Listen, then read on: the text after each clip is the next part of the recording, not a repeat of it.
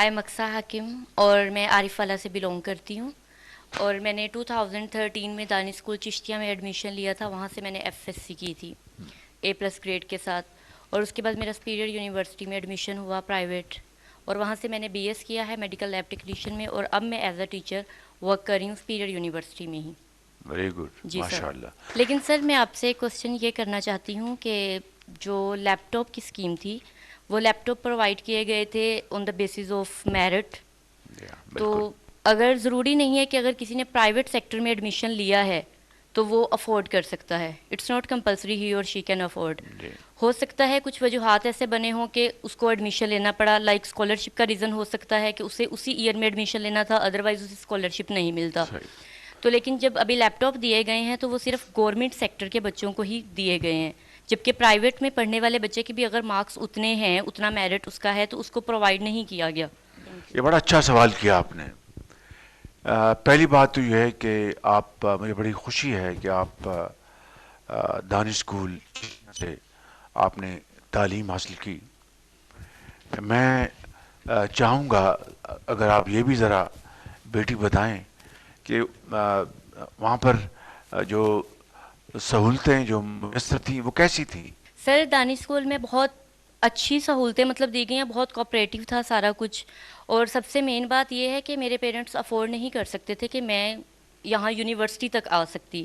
میرے فادر جو ہیں وہ فارمر ہیں، تو بیسیکلی وہ افورڈ نہیں کر سکتے تھے. یہ آپ کی وجہ سے ہی ہے کہ میں ماشاءاللہ اب اتنی سکسیزفل پرسن ہوں. میرے خیال میں میرے اور بہن بھائیوں میں سے کوئی بھی اتنا سکسیزفل نہیں ہوا جتنی میں ہوں. اس کے لیے میں آپ کی بہت تھینکفل ہوں. تو اور ویسے بھی وہاں پہ جو ہمیں انوائرمنٹ دیا گیا تھا دانی اسکول میں وہ بہت اچھا تھا، فرینڈلی تھا، ٹیچرز بہت کوآپریٹیو ہیں، اور باقی ہر لحاظ سے ہمیں اسپیچز کروائی جاتی تھی تاکہ ہم اس قابل ہو سکے کہ ہم بات کر سکیں. اگر میں اتنی کانفیڈنٹ ہوں تو بیسیکلی میں اسی وجہ سے ہی ہوں. Thank you. یہ آپ نے اپنے سوال کا آدھا جواب خود دے دیا ہے. مثال کے طور پر بیٹی آپ نے کہا کہ آپ کی جو فائنینشیل مضبوط نہیں تھی اور آپ عام حالات میں تعلیم افورڈ نہیں کر سکتی تھیں بیکاز آپ کے والدین کے پاس وہ وسائل نہیں تھے. تو الحمدللہ دانش اسکول میں آپ کو فری ایجوکیشن ملی، آلموسٹ بورڈنگ اینڈ لاجنگ، ہر چیز. اب اگلا جو سوال آپ نے کیا وہ بڑا امپورٹنٹ ہے کہ لیپ ٹاپ جو ہیں یہ میرٹ بیسڈ، اس کے دو کرائٹیریا ہیں. ایک میرٹ یعنی ہائی پرفارمنس، اور دوسرا فائنینشیل بیک گراؤنڈ. اب جو گرامر اسکول کے یا پرائیویٹ اسکولس کے بچے اور بچیاں ہیں ان کی اوور ویلمنگ میجورٹی ان بچوں کے والدین کی جو فائنینشیل جو کنڈیشن ہے وہ بڑی افورڈ کر سکتے ہیں، ورنہ اتنی بڑی فیسیں کس طرح ادا کر سکتے ہیں. تو یہی وہ کرائٹیریا ہے، یہی وہ دوسرا پلر ہے. ایک ہو گیا ہائی اچیور جس نے محنت کی، لالٹین کے نیچے جس نے پڑھا اور A گریڈز لیے، اور دوسرا فائنینشیل بیک گراؤنڈ. تو فائنینشیل بیک گراؤنڈ میں ہم ہر ایک سے تو نہیں پوچھ سکتے کہ بھائی آپ کی فائنینشیل بیک گراؤنڈ کیا ہے. لہٰذا جو پبلک سکولز ہیں، گورنمنٹ کے سکولز جو ہیں، وہاں پر میجورٹی وہ بچے آتے ہیں جن کے فائنینشیل بیک گراؤنڈ جو اتنی ساؤنڈ نہیں ہوتی. یہ دو پلرز ہیں. Thank you. میرا نام محمد شاکر ہے اور میں میاں والی کا رہنے والا ہوں.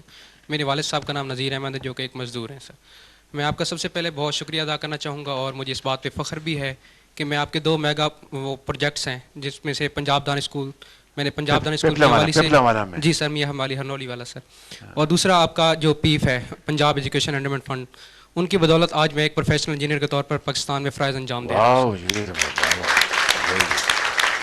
آپ نے تاریخ میں زور لگائی ہے، انجینئر بن گیا بچہ. ویری گڈ، ماشاء اللہ. واو. اچھا سر، جیسا کہ آپ کی پہلے جو پارٹی ہے سر، اس نے ایک ٹیک انٹرپرینورشپ کے حوالے سے کافی زیادہ امپرومنٹس کی تھیں اور ٹیکنالوجی کو بوسٹ اپ ملا تھا سر. لیکن سر آج میں دیکھ رہا ہوں کہ جو ٹیکنالوجی ہے وہ day by day D moralise ہوتی جا رہی ہے سر.